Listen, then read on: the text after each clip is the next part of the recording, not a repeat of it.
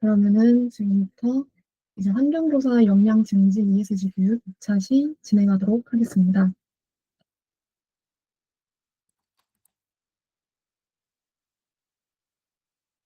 제가 지난달에 공유드렸던 커리큘럼은 다음과 같이 5차 시로 진행될 예정이었었죠.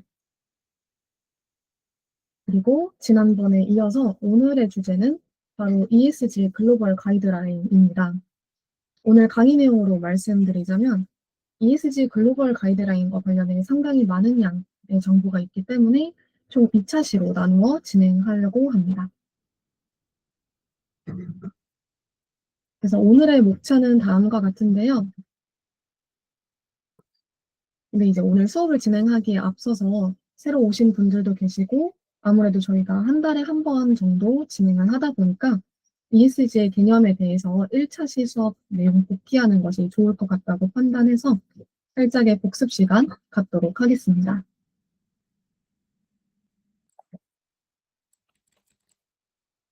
네, ESG 경영 내지는 지속가능 경영이라고 단어 들어보신 적 있으실까요? ESG는 환경이나 사회, 지배구조의 영문 첫 글자를 조합한 단어로 기업 경영에서 지속 가능성을 달성하기 위한 세 가지 핵심 요소로 통합됩니다. 이러한 ESG에 대한 정의가 이해관계자들에 따라서 조금 상이하게 제시되는데요. 그래도 종합해 본다면 조직의 경제적, 사회적, 환경적 책임을 바탕으로 지속 가능한 발전을 추구하는 경영 패러다임입니다. 그러면 ESG가 왜 중요할까라고 생각되지 않으시나요? 대한상공회의소나 한국거래소 등의 우리나라 경제단체에 의하면 총 세 가지 이유가 있다고 합니다. 그 첫 번째가 바로 우리 소비자들의 변화이죠. 제가 지난달에도 말씀드렸던 사례가 아마 런던 베이글 뮤지엄 사태일 겁니다. 한 달 전인 11월에 엄청난 이슈가 되었던 이 사태는 오픈런 맛집이라고 불리는 국내 베이글 열풍을 이끌었던 런던 베이글 뮤지엄이 직원 사망과 노동 논란에 휩싸이며 최대 위기를 맞았다는 내용이었습니다. 그리고 이는 불매 움직임으로 이어지면서 실제로 소비자들이 제품이 아무리 좋아도 나쁜 기업은 소비하지 않겠다라고 하는 일명 책임 있는 소비자 의식이 소비자들 사이에 증진하고 있었죠. 그리고 두 번째는 투자자의 변화입니다. 왼쪽에 있는 하단표를 보시면은 매년 기업들이 ESG를 고려해서 투자하는 글로벌 책임 투자 규모가 지속적으로 상승하는 추세를 보실 수 있습니다.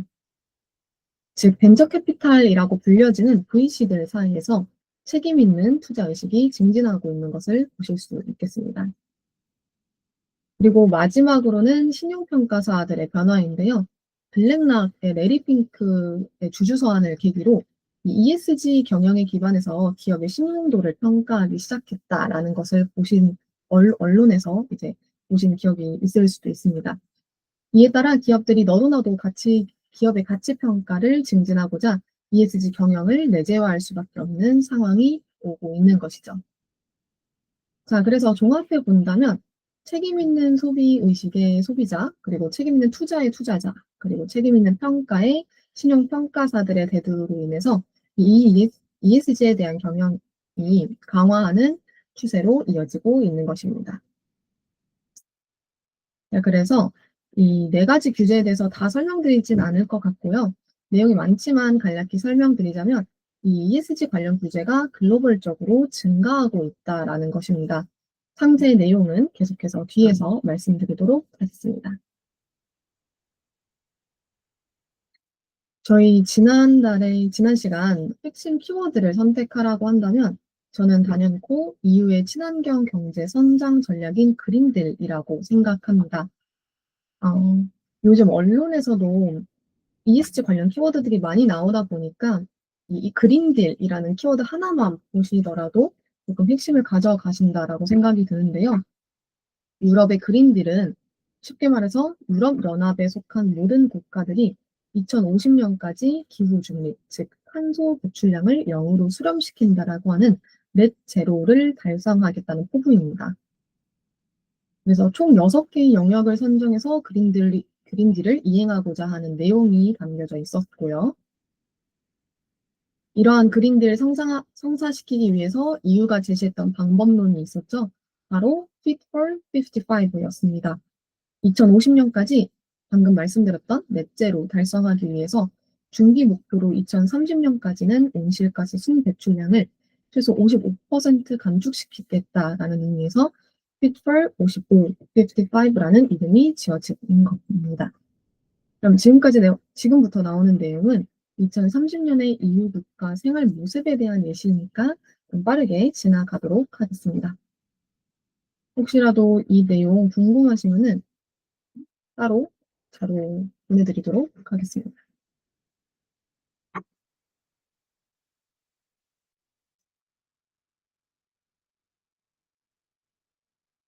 네, 여기까지 총 8개 영역의 생활 모습 쭉 지나갔고요. 자, 그러면 오늘의 하이라이트 내용이었던 글로벌 ESG 공시 기준에 대해서 말씀드리도록 하겠습니다. 저희가 앞서 확인했었던 이 ESG 경영을 추진하기 위해서는 전 세계적으로 합의된 표준을 이해하는 것이 필요합니다. 이에 따라 한국표준협회 회의의 기준에 따라서 목표, 실행, 평가, 그리고 공시 이 영역으로 나누어 봤습니다.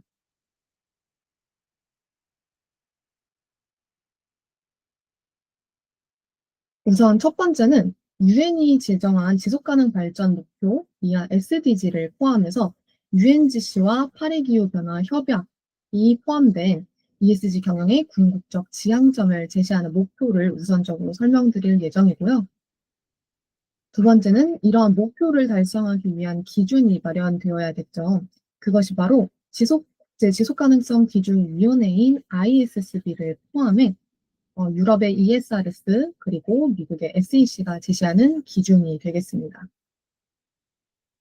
그리고 이 기준들은 어떻게 해라라고 하는 정성적인 내용들이 많기 때문에 수치로 정량화하거나 혹은 금융 서비스나 정보통신, 식음료 등의 산업별로 이렇게 구체화된 프레임워크가 필요하겠죠. 이것이 바로 GRI나 CDSB 혹은 SASB, 지금 오른쪽 하단에 보이시는 로고들, 보기만 해도 되게 약자들이 많은데요. 그렇게 약자로 나열된 프레임워크가 되겠습니다. 그리고 마지막으로는 블룸버그나 믹시 그리고 무디스와 같이 ESG 경영을 평가하는 기관이 되겠는데요. 이 ESG 경영의 4개의 축으로 이루어진 부분들 중에 내용이 상당히 많기 때문에 오늘은 첫 번째인 글로벌 골스, 네, 왼쪽 위에 있는 것과 그리고 오른쪽 하단에 있는 프레임워크만 진행해 보도록 하고 다음 달에 그 스탠다드에 이어서 진행해 보도록 하겠습니다. 그리고 이 표는 제가 각 이니셔티브별 홈페이지를 근거로 직접 제작한 표인데요. 보기만 해도 굉장히 내용이 많죠. 전 페이지에서 보셨던 목표와 프레임워크 그리고 기준까지 그리고 앞선 언급되진 않았지만 ESG 경영의 정성적 정보들을 수치로 정량화하는 데 가장 유용한 과학 기반 프로토콜들에 대해서 알아보도록 하겠습니다. 네, 방금 말씀드렸듯 배경부터 시작하겠습니다. 첫 번째는 UN 글로벌 컴팩트 일명 UNGC인데요. 2000년에 UNGC가 인권, 노동, 환경, 반부패 항목을 포함해서 총 10대 원칙을 발표했습니다. 그리고 그 이행 현황을 COP라고 하는 보고서 제출을 통해 진행하고 있고요.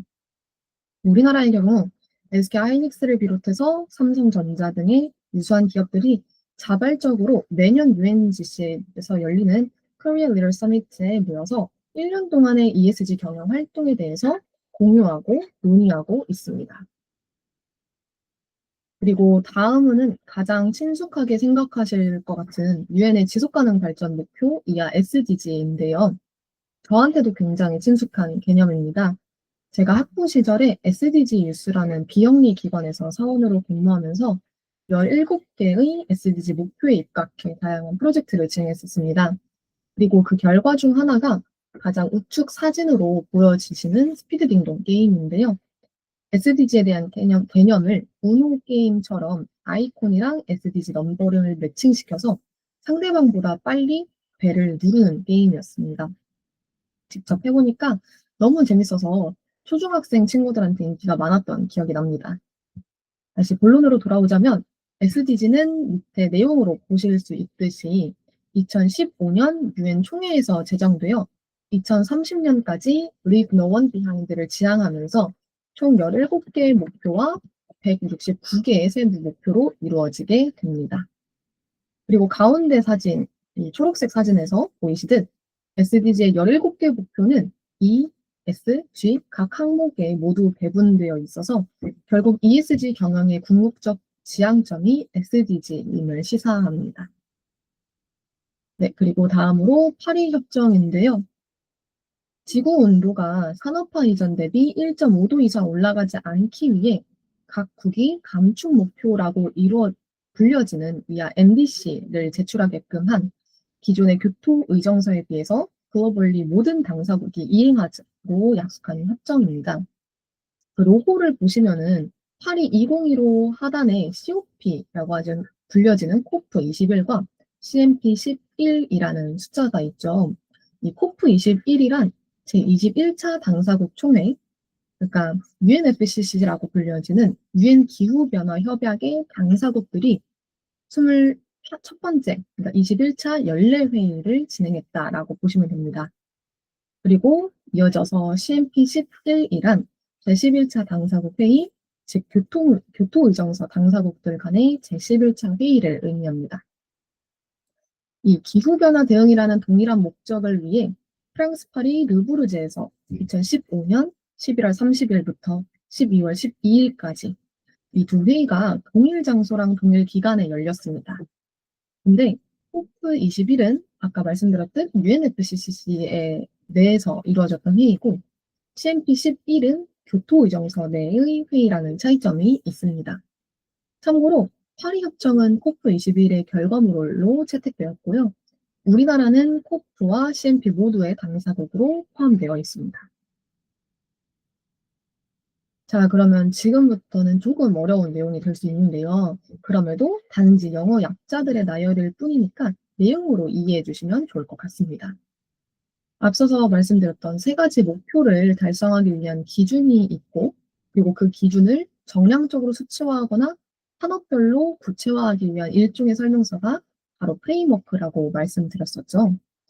아까는 제가 기준부터 설명드렸는데 왜 지금은 프레임워크부터 하시나요? 하신다면 그 이유는 기준서들이 이 프레임워크보다 조금 더 뒤늦게 발표되었습니다.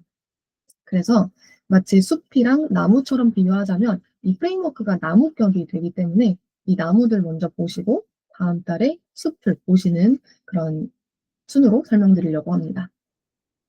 이 첫 번째 프레임워크는 CDP, Carbon Disclosure Project라고 불려지는 말 그대로 탄소 정보 공개 프로젝트인데요.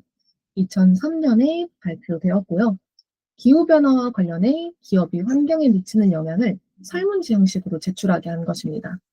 그리고 이렇게 모아진 데이터들을 기반에 A부터 D의 점수와 벤치마크를 부여한 나름의 공식 플랫폼이 되겠습니다. 그래서 말만 하면은 좀 이해가 잘 안 될 수 있을 것 같아서 제 홈페이지에 가서 2025년에 업데이트된 CDP의 기업용 질문지 양식을 가져와 봤는데요. 7.3 항목을 보시면은 스코프 2 배출량에 대해서 어떻게 다루고 있는지를 기술하라 라는 항목입니다. 이에 대해서 기업들은 해당되는 항목에 지금 여기 스코프 2 로케이션 베이스다 아니면 스코프 2 마켓 베이스다 아니면 코멘트다 라고 해서 이 항목별로 체크해서 그 기사 당사가 이제 직면한 현황을 도출할 수 있을 것 같은데요. 이 참고로 온실가스 배출을 선정할 때 사용되는 개념이 바로 스코프라는 개념입니다.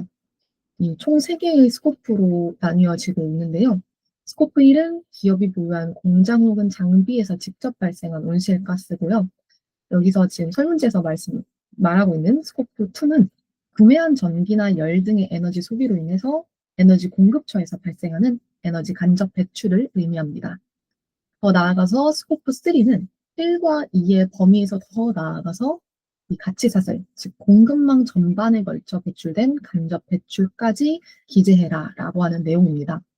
그래서 측정이 굉장히 복잡해 의무 공시가 되고 있는 스코프 1과 2에 비해서 스코프 3는 자발적인 보고가 굉장히 많습니다. 네. 두 번째는 Climate Disclosure Standards Board라고 불려지는 CDSB인데요. CDP로부터 영향을 받은 이 CDSB는 설문지에서 더 나아가서 이 ESG 정보를 재무제표로 이루어져 있던 연간 사업 보고서 등에 통합 공시하도록 한 첫 번째 프레임워크가 되겠습니다. 이 ESG 정보는 대부분 정성적 내용으로 이루어져 있기 때문에 정량적 정보인 재무 정보와 동일한 엄격성을 부여한다라고 하는 것이 바로 이 CDSB의 의의라고 생각해 주시면 될 것 같습니다. 마찬가지로 이 2022년에 나온 CDSB의 프레임워크를 한번 보시겠습니다. 보신다면 공시해야 하는 필수 요건 항목들이 굉장히 상세하게 기록되어 있죠. 가이던스부터, 거버넌스부터 시작해서 뭐 비즈니스 리스크랑 기회에 대해서 이런 식으로 기재해라 라는 것이 보실 수 있는 항목입니다. 네, 다음으로는 Task Force on Climate Related Financial Disclosure 이라고 불려지고 이렇게 다 불려지긴 어려우니 TCFD라고 간단하게 불려지는 프레임워크가 있는데요. 기후와 관련해 재무 정보를 공개해야 한다라고 하는 권고안입니다. 쉽게 말해서 기후가 기업의 편익에 어떤 영향을 미치는지 리스크와 기회를 판단해 공시해야 한다라고 하는 내용입니다. 이 TCFD는 2017년에 발표되었는데요. 기후변화랑 관련해 앞서 보셨던 CDP랑 CDSB보다도 더 정교하게 제작되어서 현재까지도 널리 사용되는 표준의 역할을 합니다. 거버넌스, 전략, 리스크 관리, 그리고 지표 목표의 4개 축 아래 11개 권고 공시 항목이 제시되어 있는데요. 직접 한번 보시도록 하겠습니다. 네, 2017년에 첫 발표 이후 꾸준히 업데이트해서 2021년에는 최종적으로 업데이트된 TCFD 가이드북이 홈페이지에 등록되어 있습니다. 그 이후부터는 업데이트되지 않은 이유가 다음 달에 말씀드리겠지만 국제지속가능성 기준위원회인 ISSB 안으로 TCFD가 통합되었기 때문에 더 이상 업데이트하지 않겠다라고 홈페이지에도 기재되어 있습니다. 왼쪽을 보시면은 4개 축 안에 어떠한 내용으로 기재해야 하는지가 명확히 제시되어 있죠. 그리고 오른쪽은 그 중에서도 2021년에 업데이트된 내용이라고 봐주시면 될 것 같습니다. 네, 다음은 이제 Sustainability Accounting Standards Board라고 불려지는 사스비인데요. 지금까지는 산업에 무관하게 기업이라고 한다면 그 기업이라는 이름 하에 기후변화랑 관련된 공시 항목을 제시하도록 이끄는 내용들이었지 않습니까? 그래서 사스비는 그렇게 이제 산업별로 이루어지지 않고 기업이라는 이름으로만 이루어졌던 기존의 프레임워크와는 다르게 드디어 산업별로 특색이 다르니까 지속가능성 이슈와 공시지표 또한 달라야 한다라는 것을 큰 특징으로 갖고 나온 프레임워크입니다. 11대의 산업과 77개의 세부 산업별로 나누어서 기업이 모든 기후변화 관련 이슈에 대응해야 할 필요 없이 해당된 중대 이슈에만 조금 더 집중해서 대응하고 공시할 수 있게 도와준 아주 친절한 프레임워크입니다. 그래서 제가 제일 좋아하는 지표가 됩니다. 조금 더 자세히 살펴본다면요. 순서에 따라서 페이지를 가지고 왔는데요. 사스비 홈페이지에 들어가시면은 이렇게 중대성 이슈 찾기 카테고리 Materiality Finder이라는 이름을 보실 수 있습니다. 이 밑에 회사명을 직접 입력하시거나요. 혹은 이 밑에 해당 산업을 누르셔서 2번 카테고리인 세부 산업들을 보실 수 있을 것 같고요. 그리고 이 중에서 제가 노란색으로 칠한 거는 예시로 가져왔는데요. 오른쪽 하늘색 버튼 누르시면은 해당 산업, 제가 선택했던 거는 Food Retailers and Distributors, 식품 유통 쪽이죠. 이 식품 유통 쪽을 한번 예시로 가져가 봤는데요. 3번을 보시면은 총 26개의 중대성 이슈 중에서 이 식품 유통 업계는 9개의 중대 이슈를 조금 더 집중해야 한다라고 권고하고 있는 상태입니다.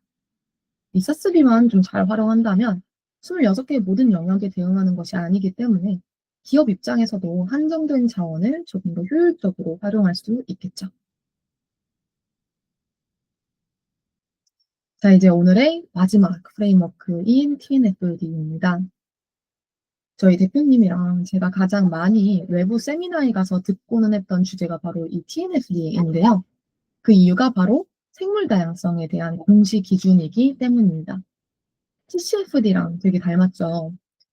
C에서 N으로만 바뀐 이 TNFD는 기후 변화에서 더 나아가서 우리 인류는 자연 자본에 대해도 기업이 어떠한 영향을 미치는지 그리고 어떤 의존성을 지니는지를 판단하고 공시해야 한다는 내용입니다. 이 주목하실 부분은 앞서 보셨던 모든 프레임워크에서 접근법이 상세하게 기재되어 있지 않고 그냥 정성적으로 기재해라라고 되어 있었죠. 이 TNFD는 2023년 비교적 최근에 발효된 발표 법안이다 보니 이 리프라는 접근법을 지니고 있습니다. 제가 카이스트 졸업 프로젝트로 제출했던 TNFD 가이드북 중 한 부분을 발췌했는데요. TCFD를 기반해서 이 TNFD가 제작되었기 때문에 4대 축은 동일하게 들어갔습니다. 그리고 방금 말씀드렸던 리프 접근법이 추가되어서 자연자본으로 영역이 확장되었다고 보시면 되겠습니다. 그래서 간단히 설명드리자면은 이 전략 부분이 첫 번째 필러였죠. 아까 TCFD에서도 동일하게. 그중에서도 리프 접근법의 첫 번째는 로케이트, 지역과의 접점을 파악하겠다라고 하면서 이바트라는 툴을 사용하면은 제가 자동차를 좋아해서 자동차 그 산업을 예시로 만든 프로젝트였는데요. 뭐 울산이나 안산, 전주 같은 경우에 이제 공장들이 많으니 자동차 공장들이 많으니 이 지역에 이바트로 지역을 식별했을 때 어느 정도의 식별 범위가 나올 수 있다라는 것을 첫 번째로 두 번째는 이밸류에이트죠. 평가하는 것입니다. 자연자본에 대해서 기업이 어느 정도로 의존하고 그리고 어떠한 영향을 가지고 오는가를 평가하는 것입니다. 앞서서 보셨던 툴 중에 이 오른쪽 툴 중에 앵코르라는 툴이 있었죠. 이 앵코르라는 툴을 사용하면은 이렇게 자연자본의 의존성이랑 영향도에 대한 표를 종합적으로 받을 수 있습니다. 다시 넘어가서 세 번째는 그렇게 의존성이랑 영향을 평가했으면 그럼 드디어 기업이 어떠한 위험이랑 기회를 식별할 수 있는지를 알 수 있지 않을까요? 그거는 WWF랑 이바트라는 툴을 사용해서 똑같이 적용을 해본다면 이런 식으로 어떤 항목에 어느 정도의 위험과 기회를 가지고 올 수 있는지를 표로 가지고 오실 수 있습니다. 이렇게 리프 접근법 중에 LEA까지 갖고 오면요. 기업은 드디어 우리가 이 지역에서 이 정도의 의존성을 갖고 있고 이 정도의 위험과 기회를 가지고 있으니 어떠한 활동을 해야겠다라고 생각할 수 있겠죠. 그게 바로 맨 마지막 prepare, 준비하고 이 활동을 공시한다라는 내용이 되겠습니다. 그래서 아까 말씀드렸던 울산, 아산, 전주 지역에서 어떤 활동을 했다라는 것을 기재하는 것을 이제 마지막으로 리프 분석법에 의거한 TNFD에 대해서 프로젝트는 마무리했었고요. 제가 네, 이 커리큘럼 자체에서 이번 ESG 글로벌 가이드라인이 오늘의 주제였습니다. ESG 글로벌 가이드라인이 근데 굉장히 많았기 때문에 총 2차시로 나누어서 진행한다고 말씀드렸고요. 다음 달에는 ESG 글로벌 가이드라인 2번 기준과 그에 따른 프레임워크, 프로토콜에 대해서 말씀드리도록 하겠습니다. 혹시 궁금한 점 있으시다면 네, 말씀해 주시면 감사하겠습니다. 네, 이상으로 발표 마치도록 하겠습니다. 감사합니다.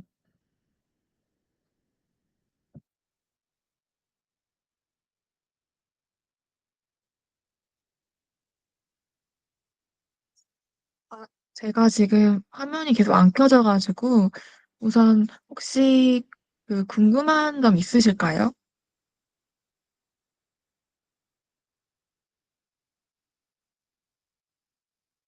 아마 또 지난번에도 그랬지만 오늘도 어김없이 좀 ESG가 익숙하지 않으신 분들이 많으실 것 같아요. 아니 혹시 ESG 쪽으로도 좀 관심을 가지셨던 분이 계실까요? 이쪽으로도 한번 뭐 교육을 해보신 적이 있다든지 아니면 기업에서 하는 ESG 활동에 참여해 본 적이 있으시다든지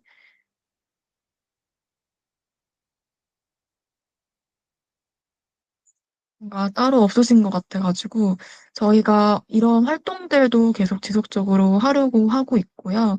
저희가 이제 핵심으로 두고 있는 사업 모델 중 하나가 기업의 이제 ESG에서 생물 다양성 부분을 이제 분석해주고 그에 맞는 보건 활동을 프로젝트 하는 데 있어서 시민 참여형으로 할 수 있게끔 이제 그런 솔루션을 개발하고 있어서 저희가 이런 것들도 계속 공부해가면서 유아경 어, 님하고 같이 하면서 이제 진행을 하고 있습니다. 어, 그러면 혹시 더 질문이 없으시면 오늘은 여기까지 하고요. 다음 달에도, 다음 달에도 네, 감사합니다. 다음 달은 저는 이제 AI 에이전트 쪽 준비를 하려고 하고 있고요. 이제 학경님 같은 경우 이어서 쭉 진행을 하실 것 같습니다. 다음 달에도 많이 와주세요. 감사합니다. 네, 감사합니다. 감사합니다. 네.